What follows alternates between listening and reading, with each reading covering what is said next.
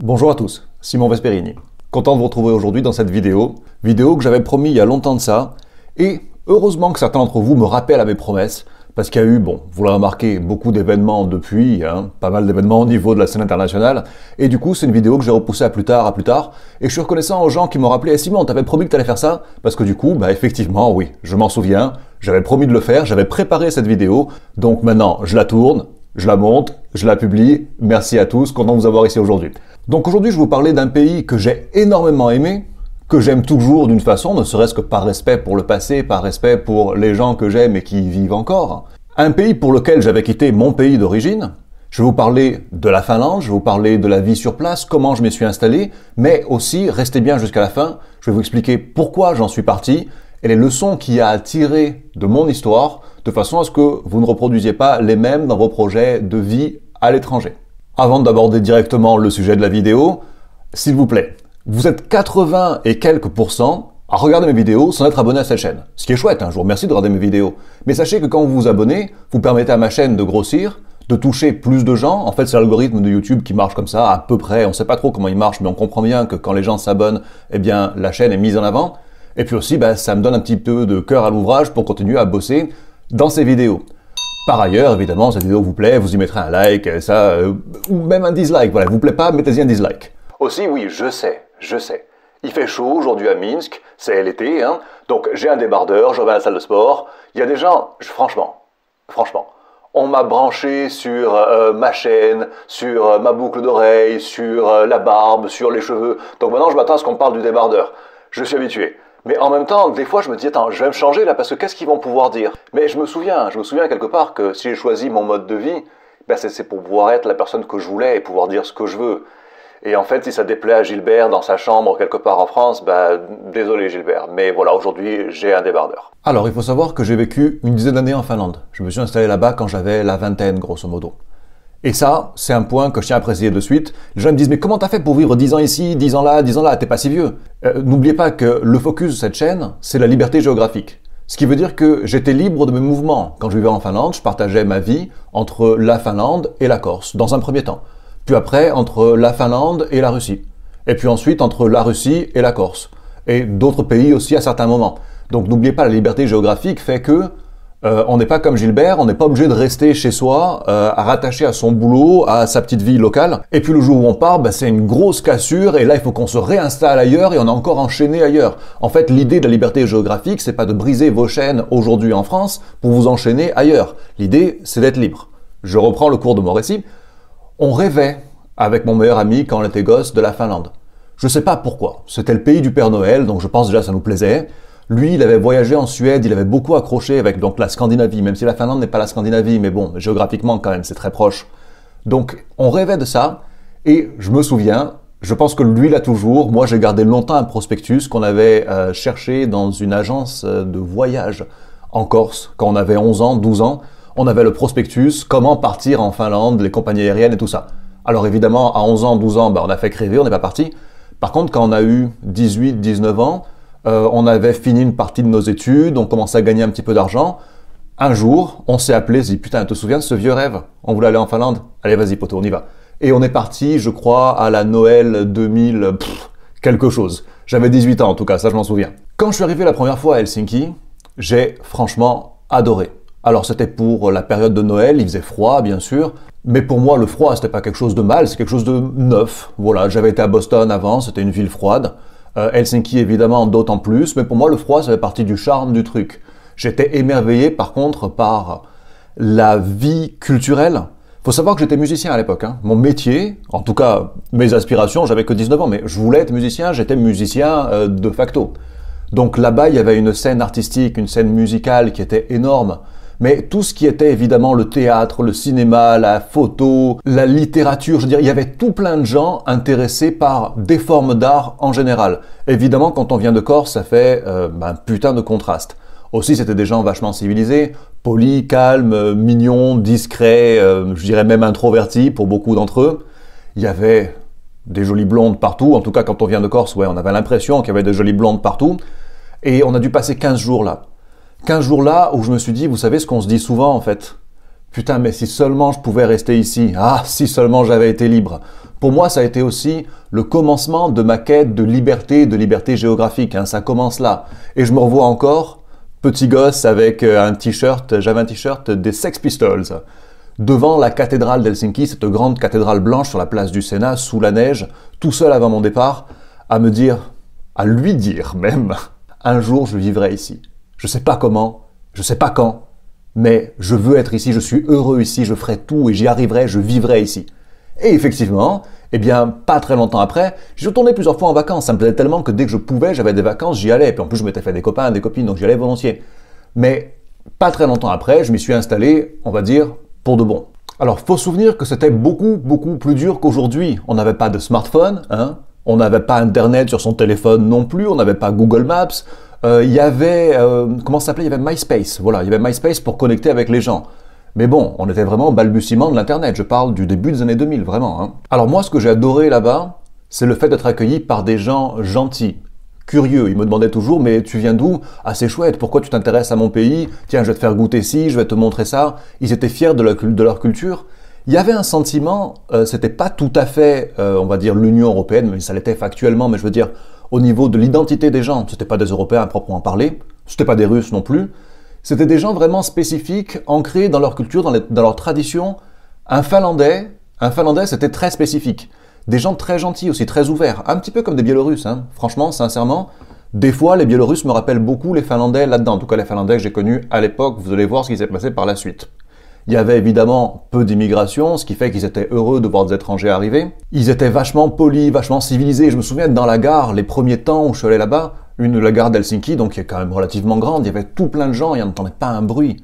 Et ça, quelle différence avec la France. Cette sensibilité artistique aussi. Le fait que les gens, ils sont un petit peu introvertis, ils osent pas trop vous dire ce qu'ils aiment pas. Et puis après, quand vous sympathisez avec eux, là, je suis vraiment content d'avoir fait ta connaissance. C'est moi aussi, j'aime ça, en fait, on a des trucs en commun. C'est vraiment l'esprit des Finlandais de l'époque, ça. Ils étaient aussi super contents de vous amener avec eux en week-end au bord du lac, dans leurs mökki, qui sont des chalets traditionnels. Beaucoup de Finlandais en ont, et ils y passent les vacances, le week-end, des chalets en bois. Ils étaient contents de vous montrer leurs jeux locaux, évidemment, de vous faire boire leurs alcools, de vous traîner au sauna avec eux. Tout ça en étant jamais intrusif. Un Finlandais, ça garde ses distances. Un Finlandais, si vous lui parlez pas, il vous parle pas. Et moi, ça, à l'époque, ça me correspondait. J'avais besoin d'une société comme ça, en fait, qui me respecte, qui respecte mon espace vital, qui me saute pas dessus pour appeler moi Freddy, mon frère, viens ici, en me prenant par le cou, comme ça, pour me sentir épanoui. En fait, une société aussi qui m'acceptait tel que j'étais. Parce que c'est vrai que, on va dire le sud de l'Europe, et de mon point de vue, évidemment, la France, c'est le sud de l'Europe, hein. Ce sont des sociétés plus latines, on va dire plus intrusives, avec plus de jugement de l'extérieur. Un Finlandais, il vous juge peut-être, mais il a la décence de le garder pour lui. Comme les Bélarusses aussi, ce sont des gens, ou c'était des gens, on va y venir.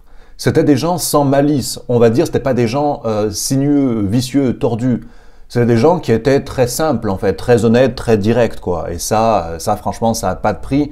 Après, bien sûr, hein, il faut savoir que la Finlande, déjà à l'époque, c'était très cher. Les salaires étaient plus élevés qu'en France, mais les prix aussi.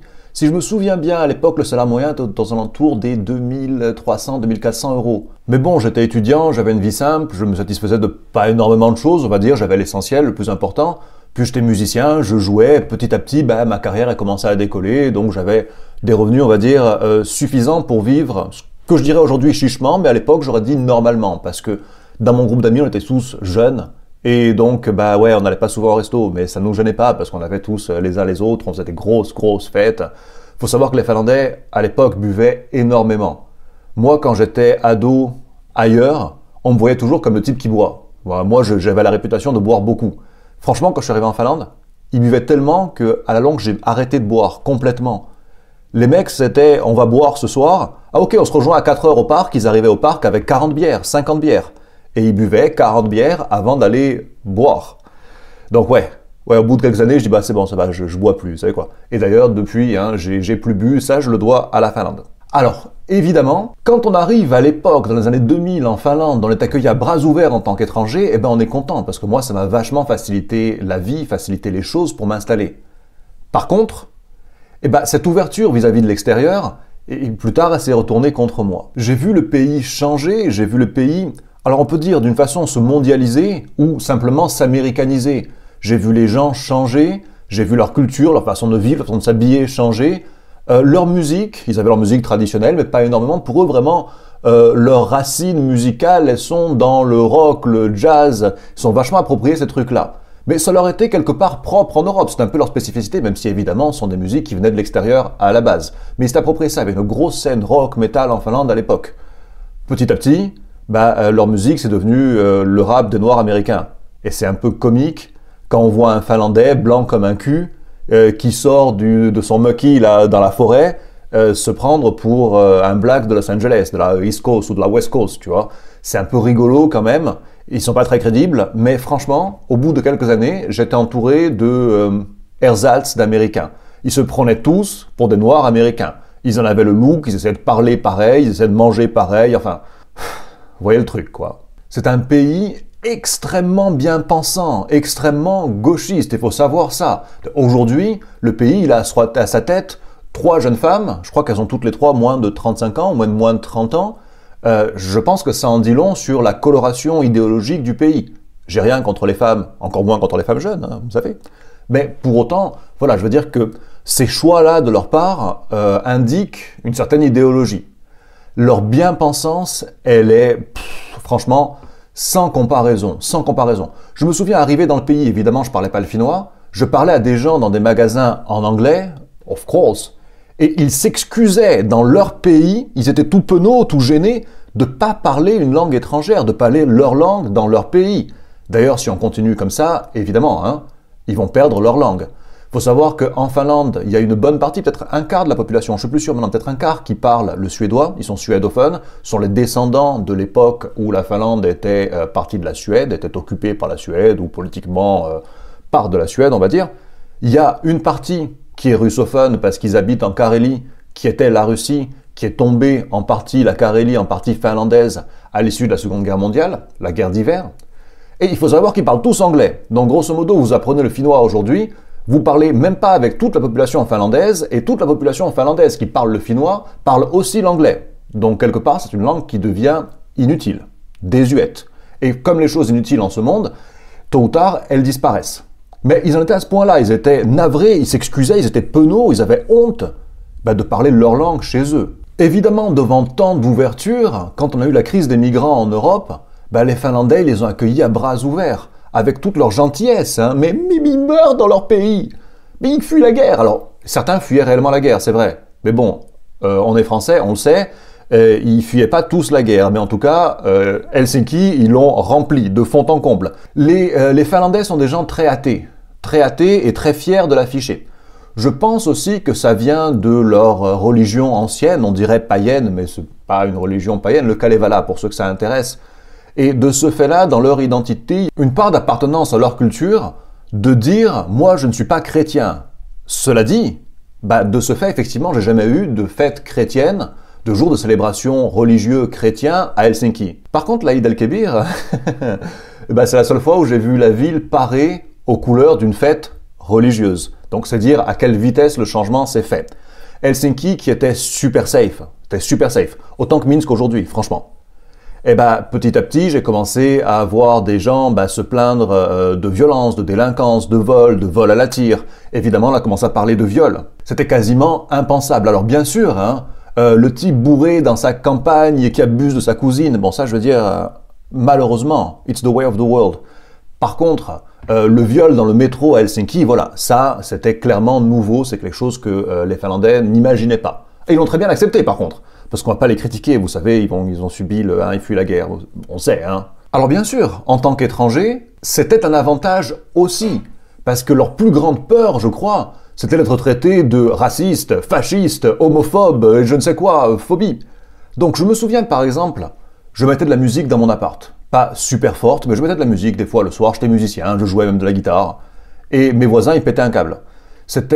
J'habitais le quartier de Kallio. Donc Kallio a été construit dans les années 60-70, c'est pas la meilleure qualité de construction, ça fait un peu soviète, mais soviète cheap, quoi, comme on avait en France à l'époque en fait. Et mes voisins, ils râlaient un peu. Un jour, réunion de copro, j'y vais, et là je les prends comme ça, et je leur dis, je connaissais le truc, hein. Je leur dis en fait, vous en prenez à moi parce que vous êtes raciste, et parce que je suis étranger, c'est pour ça que vous en prenez à moi. Alors que j'étais blanc comme eux, il n'y a pas de question de race, hein, bien sûr. Et là, à partir de ce jour-là, ils ont été mais adorables. Ils voulaient tout sauf pas être racistes. La bien-pensance maximale, on pouvait les attaquer là-dessus, ils étaient toujours couchés à plat ventre. Non, je suis désolé, non, je veux pas être raciste. Et ça, franchement, autant pour moi, sur ce coup-là, ça m'a avantagé, autant eux, je crois que ça les avantage vraiment, vraiment pas. Alors, je note quand même, aujourd'hui, un truc franchement cocasse là-dessus, c'est que ces gens hyper bien pensants, qui veulent surtout pas discriminer qui que ce soit, être vraiment accueillants, on aime tout le monde, peace and love. Aujourd'hui, par contre, on leur donne carte blanche pour détester leurs voisins, les Russes, qu'ils détestent depuis fort longtemps d'ailleurs. Hein. Les Finlandais détestent les Russes à peu près tout le temps, alors pas l'individu, mais ils ont le plus grand pays du monde là à leurs frontières, pays qui les a occupés pendant un temps, pays qui leur a aussi donné leur indépendance, mais ça ils l'oublient. Et aujourd'hui, on leur a donné carte blanche. Les médias, les gentils américains leur ont dit c'est bon, là, vous pouvez les détester, les gars. Donc du coup, les Finlandais, très bien pensants, absolument pas discriminants envers qui que ce soit, ils sont là super heureux de cracher sur les Russes, de faire des doigts aux Russes à chaque fois qu'ils les voient, de faire des doigts devant l'ambassade de Russie. Ah là, ils s'en donnent à cœur joie, y compris d'ailleurs, jusqu'à comparer les Russes aux nazis. Et là, là c'est ridicule. Parce que, jusqu'à preuve du contraire, qui, sous l'égide du général Mannerheim, à l'époque, se couche, collabore avec la Wehrmacht pour attaquer la Russie, établir le siège de Saint-Pétersbourg, tuer, ils ont laissé crever de faim un tiers de la population civile de Saint-Pétersbourg, eh bien, c'est l'armée finlandaise. Donc aujourd'hui, quand ils comparent le président de la Russie à Hitler et les Russes aux nazis, franchement, c'en est grotesque. Mais voilà, c'est pas pour critiquer, simplement vous donner un petit peu une idée de l'état d'esprit du pays. Super bien pensant, évidemment à fond de Black Lives Matter, à fond de LGBT, à fond de wokisme et de tout ça. Par contre, du moment que les médias qui imposent la bien-pensance leur disent là, franchement les gars, allez-y, vous pouvez les détester, leur pisser dessus, et bien là ils s'en font plaisir parce qu'on reste des humains, et parce qu'on a tous des rancœurs, et parce que quand on s'est retenu pendant longtemps, on a été gentil, bien poli, bien courtois, à un moment, il faut que ça sorte, et il faut que ça sorte sur quelqu'un, et malheureusement, it's the way of the world, ça a toujours été comme ça. Donc on s'en prend à ceux à qui on peut légitimement s'en prendre sans se sentir trop coupable, et là il se trouve que ce sont leurs voisins russes. Un autre point, bien sûr, qui est toujours intéressant d'observer pour connaître un petit peu, essayer de deviner l'avenir d'un pays, ce qui va s'y passer, pour deviner sa résilience et son niveau d'indépendance, et voir ce qu'ils ont fait par rapport à la pandémie. Vous savez, le truc, on peut pas parler là. Le truc qui, voilà. Eh bien, après 2 ans de tout concert annulé, de toute vie sociale, associative, culturelle annulée, près de 2 ans, évidemment, on le sait, un petit peu comme en France, moins pire qu'en France, mais quand même, quasiment enfermés chez eux avec les masques et le reste. Un jour, mes amis musiciens à Helsinki, ils ont pris leur courage à 2 mains, ils ont dit maintenant on va lutter. Et là, ils ont organisé une petite manifestation pour soutenir, on va dire, les concerts, les musiciens qui n'avaient plus le droit de jouer. Et là, j'ai vu les photos, et les mecs, ils étaient dans un parc, chacun avec son masque, et ils ont bien précisé, on a maintenu les distances de sécurité, c'est-à-dire qu'ils étaient à 5 mètres l'un de l'autre pour protester contre qu'il leur était imposé, on ne peut pas dire les mots, mais vous aurez bien compris. Et là, franchement, je crois que ça en dit long, non? Alors, il faut savoir que quand j'en pars, franchement, il ne reste pas grand-chose du pays que j'ai connu. Les Russes sont toujours là, le drapeau est toujours là, eux, ils ont toujours des gueules de Finlandais, oui, mais à part ça, je veux dire, au niveau de leur culture, plus ça va, plus ils en ont honte. Au niveau de leur tradition culinaire, plus ça va, plus c'est kebab, pizza et hamburger, logique. Au niveau de la sécurité que j'ai connue, alors évidemment, c'est pas encore Londres ou Paris. Aujourd'hui, je sais pas. Quand je suis parti il y a quelques années en arrière, c'était pas encore Londres ou Paris, mais ça en prenait le chemin. Moi, ça faisait un moment que je voulais partir, en fait. 2-3 ans que je voulais partir. Quand je dis partir, c'est-à-dire plus revenir. C'est-à-dire aller à Saint-Pétersbourg et plus revenir à Helsinki, plus faire d'aller-retour. Un jour, je me souviens, je m'étais vraiment très sincèrement posé la question, j'étais prêt à partir parce que j'étais en instance de divorce. Quand je dis partir, voilà, c'est pas Gilbert qui fait sa valise, non, vous avez compris. Partir, c'est simplement ne plus partager ma vie avec ce pays-là. Et là, je sors de mon immeuble et il arrive un jeune, comme on dit en France, et me dit « Ouais là, gars, vas-y, t'as pas une cigarette là, vas-y !» Et en français, comme ça. Et là, j'en avais pas parce que je fumais pas. Mais ça a répondu en fait à ma question. J'attendais peut-être un signe du ciel, savoir ce que je devais faire, quelle décision je devais prendre. Le mec, il vient devant mon immeuble, à Helsinki, à Kallio, Portaninkatu, numéro 9. Et là, il me balance ça, comme ça, en français. Et je crois que ça répondait exactement en fait aux questions que j'avais. Oui, il était temps de partir. Si je dois le résumer, franchement, Quand j'en suis parti, il restait pas grand-chose du pays que j'avais choisi pour vivre. Et on pourrait se poser légitimement la question, est-ce que j'ai quitté la Finlande ou est-ce que c'est la Finlande qui m'a quitté? Alors qu'est-ce que j'en retire comme leçon? La Finlande, ça reste un super beau pays. Je veux dire, les forêts, les lacs, franchement, c'est magnifique. Helsinki est une belle ville, petite, on s'y fait un peu chier, il n'y a pas grand-chose à faire, elle est très chère. Cela dit, elle est belle, propre, et il y a éventuellement, quelquefois, l'été, même des belles journées. C'est toujours plus safe que la France, que l'Allemagne, que l'Angleterre, oui, c'est sûr. Cela dit, est-ce que c'est réellement l'alternative à la France? Non, parce que vous avez des coins en France qui sont safe aussi. Vous habitez dans les campagnes, dans les petits villages, vous allez habiter en montagne, c'est safe aussi. Hein. Si vous voulez vivre caché, vous pouvez le faire d'à peu près n'importe où. La Finlande, est-ce que c'est un pays d'avenir? Non. En fait, la leçon, elle est très simple pour moi. Si vous êtes parti de France parce que ce qui s'y passait ne vous convenait pas, la direction du pays ne vous convenait pas, n'imaginez pas que vous allez partir dans un autre pays de l'Union européenne et que vous allez réellement trouver un changement. Petit, peut-être, pour votre avenir, vous allez faire comme moi. Moi, j'y suis arrivé et c'était pas encore comme ça. Et puis, ce que j'avais fui m'a poursuivi parce qu'en fait, l'Union européenne, c'est l'uniformisation. Et l'uniformisation fait que tous les pays de l'Union européenne finissent peu ou prou par se ressembler tous. Donc les gens aujourd'hui qui me disent « Moi, je vais m'installer, je sais pas, en République tchèque, parce que c'est pas comme ça. C'est pas encore comme ça, quoique je sais pas. C'est pas encore tout à fait comme ça, mais ça le sera. » En fait, si vous faites comme moi à l'époque, mais moi à l'époque, j'avais pas Internet, ou très peu, on n'avait pas YouTube, c'est certain, je connaissais pas, j'avais pas de conseils, j'étais jeune, j'avais 20 ans. Si c'était à refaire, franchement, eh ben, je ferais des choix plus drastiques dès le départ. Quitter son pays, c'est une chose. Devoir quitter encore son pays parce que ce qu'on a fui une fois, ça vous a rattrapé, bah, c'en est une autre. Et franchement, j'ai pas perdu 10 ans, non, parce que j'ai vécu des choses, parce que j'ai voyagé, j'ai connu d'autres pays, j'ai vécu dans d'autres pays. Mais un petit peu, si je m'étais vraiment installé là-bas, si j'avais fondé une famille là-bas, si j'avais été attaché là-bas, franchement, je me serais tiré une balle dans le pied parce que j'aurais eu beaucoup plus de mal à en partir. Donc la leçon que j'en retire, et je vous invite sincèrement à y réfléchir vous-même, sortez du contexte franco-français. J'entends des gens me dire « En France c'est comme ça, en France c'est comme ça ». Ouais, mais la France, c'est pas juste un pays tout seul, là, totalement indépendant. La France fait partie d'un ensemble. Et ce qui se passe en France, ça se passe dans l'ensemble, dans tout l'ensemble auquel appartient la France. C'est-à-dire les pays de l'UE, c'est-à-dire le Canada, c'est-à-dire la Nouvelle-Zélande, c'est-à-dire l'Australie, évidemment les États-Unis. Toutes les zones d'influence et sous contrôle américain. Nous, on les appelle nos alliés. Pour eux, on est leur zone d'influence. Et aujourd'hui, je pense que c'est très clair.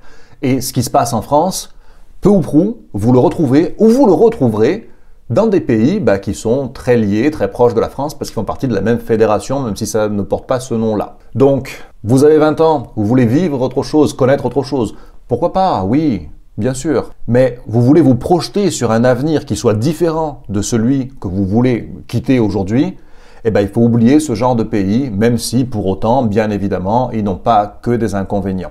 La Finlande, la Suède, la Norvège sont des très beaux pays, mais vous savez, vous aurez été prévenus. Maintenant, pour les gens qui sont inspirés par cette vidéo pour se dire « moi, je veux quitter la France, je veux changer de pays, l'Union européenne ou pas, en tout cas, je veux être libre géographiquement de vivre où je veux. » Là, c'est tout le but, en fait, de cette vidéo, c'est vous expliquer ces choses-là. Si je vous parle de ça, c'est pour vous amener à ça, à cette liberté. Et je vous y amènerai si vous rejoignez mes contacts privés. Vous le faites en cliquant sur le premier lien qui est dans la description de cette vidéo et c'est écrit là au-dessus de ma tête. Si cette vidéo vous apportait quelque chose, à ce moment-là, bien mettez-y un pouce vers le haut. Et si vous la détestez, mettez-y un pouce vers le bas. Mais faites quelque chose et abonnez-vous surtout à cette chaîne. Voilà, je vous l'ai demandé, je vous le redemande. C'est important parce que ça aide à son référencement et ça m'aide moi aussi. Je vous remercie, je vous dis à la prochaine. Ciao les gars, ciao.